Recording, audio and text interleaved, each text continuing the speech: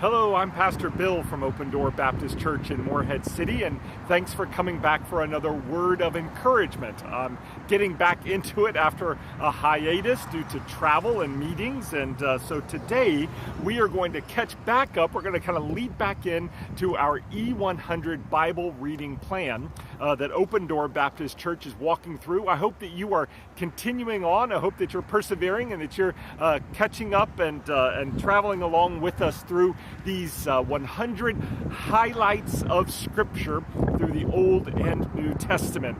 Oh, we've got a windy day today. I hope that my camera stays in place. Today we're going to catch up with 1 Kings chapter 3. Here we find the end of David's reign as king and the beginning of Solomon's reign as king. Solomon, David's son, is now taking the throne, and God has invited Solomon to ask of him whatever he pleases, and this is Solomon's response.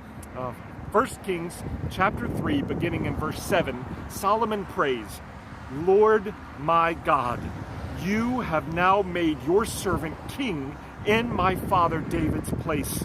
Yet I am just a youth with no experience in leadership. Your servant is among your people you have chosen, a people too numerous to be counted or numbered. So give your servant an obedient heart to judge your people and to discern between good and evil, for who is able to judge this great people of yours?"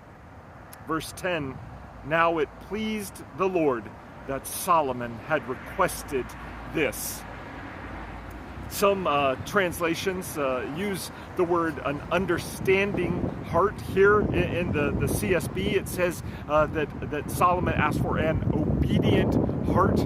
But the main point is this, that Solomon asked not, God goes on to say, not for riches, not for power, not for victory, not for long life, but for wisdom, for an obedient heart, for an understanding heart, for the purpose of serving and leading God's people.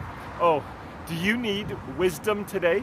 Do you need understanding today? Do you need an obedient heart today? Oh, it pleases God when we ask Him for these things. Would you join me today in going to God and requesting of Him an obedient and understanding heart so that we might serve His people, His church, His community, wherever He has placed you. He desires to give you wisdom and understanding and obedience as a gift when you ask Him for it. Well, I hope that is encouraging to you, and I hope that you'll tune in tomorrow for another word of encouragement.